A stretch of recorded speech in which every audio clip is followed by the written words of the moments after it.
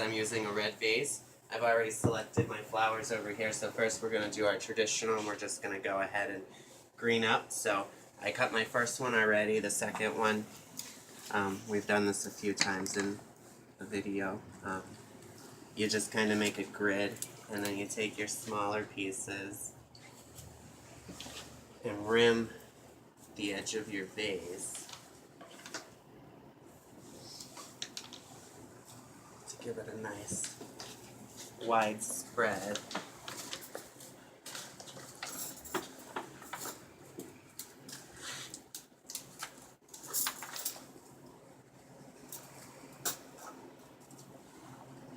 And then next you're going to create the pyramid effect where you're coming up higher to give the arrangement some height.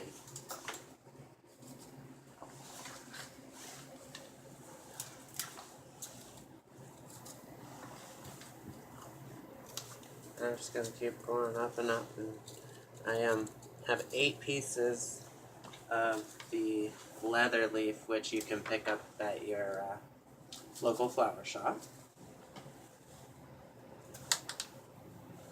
Just make sure you don't wait until Valentine, because you'll drive them crazy going in. So I have this, okay?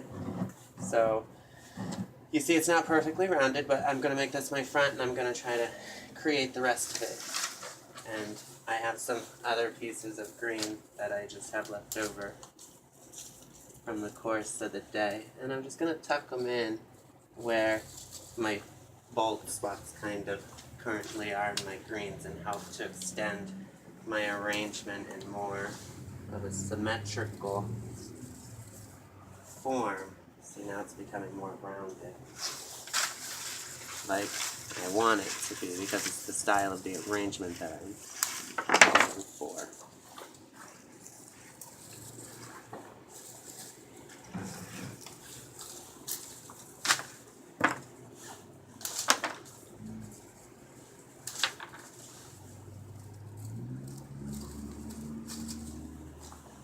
So it's more formed. I need another piece right there.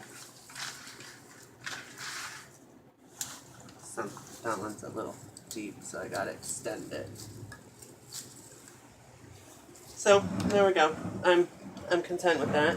If I have to fill anything else in, I can do that. But now I have some smaller shoots of spiral eucalyptus, which adds a very nice fragrance, and it's very relaxing. So kind of do the same thing. I have shoots, but you can pick up a bunch of it, again, your local florist. I pulled off all the bottom lower parts because this isn't too tall of an arrangement. And you just kind of, again, fill in different places to your arrangement.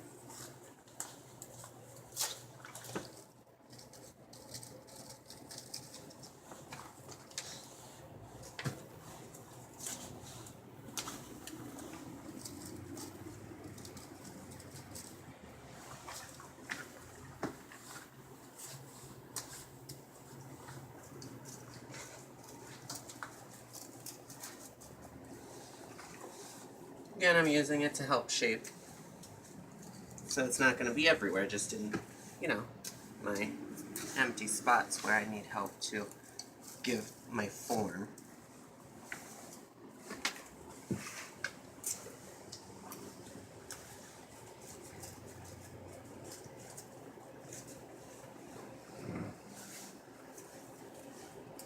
And remember, pull off any foliage or leaves that are gonna end up in the water, because it will cause your water to be like sewage, and nobody wants flowers that smell like sewer. So that's my greens.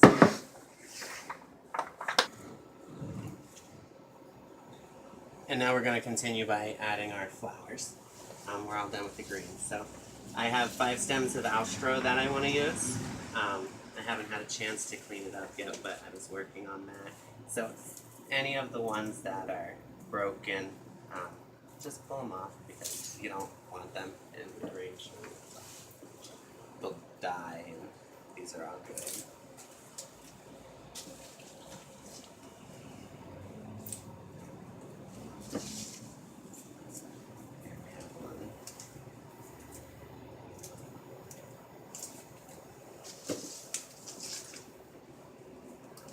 and go ahead and do that to the rest of your flowers. I have the 5 stems of daisies, 3 stems of mini carns, 3 stems of red roses, 3 red full-size carnations, and I'm going to use try to use 3 stems of white daisies. So go ahead and clear all those off, and we'll come back in a minute.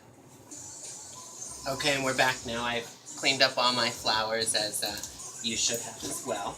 And now we're going to go ahead and we're going to start arranging the floral arrangement.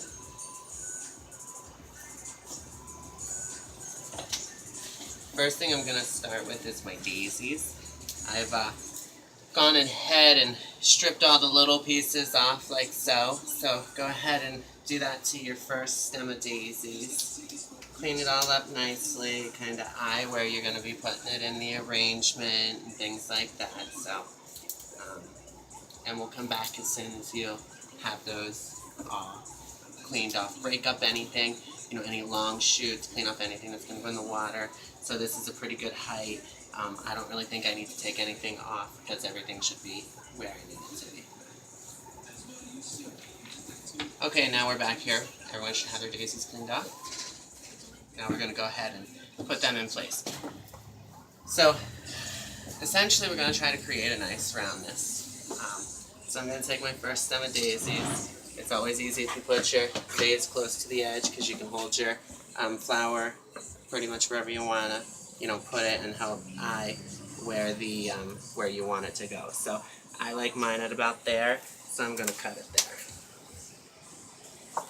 And then go ahead and put it in where you want yours to go. I'd like mine to be right about here. But I need to break this one off because it's too long too, and it just keeps squishing, so I'm going to put that there, and then I'm going to take this one, and I'm just going to turn it and tuck it in there like that. And then, again, we have another one. Same thing's going to happen. It's going to be too long, so I'm going to take it off, eye it, cut it, and put it in. And I'm keeping all of mine around the top because that's what's going to help give me the fall out that I'm looking for the size of this arrangement. So go ahead and do that, and we'll be back in a minute.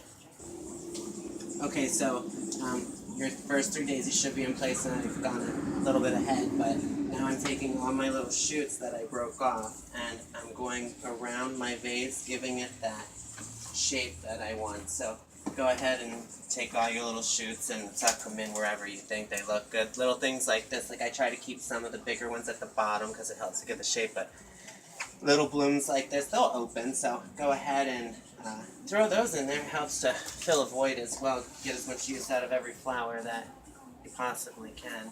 And that's the key to making a nice large arrangement, because once you learn how to, it's like adding the cinnamon to an apple pie. You don't just dump it in, you gotta learn how to, the right mixture. So go ahead and do that, and we'll be back in a few minutes. Okay, so now I have all my daisies in place. I have this nice little flow here going that I'm pretty content with. So now I'm going to, I'm just spinning it, making sure my size is kind of the same the whole way around.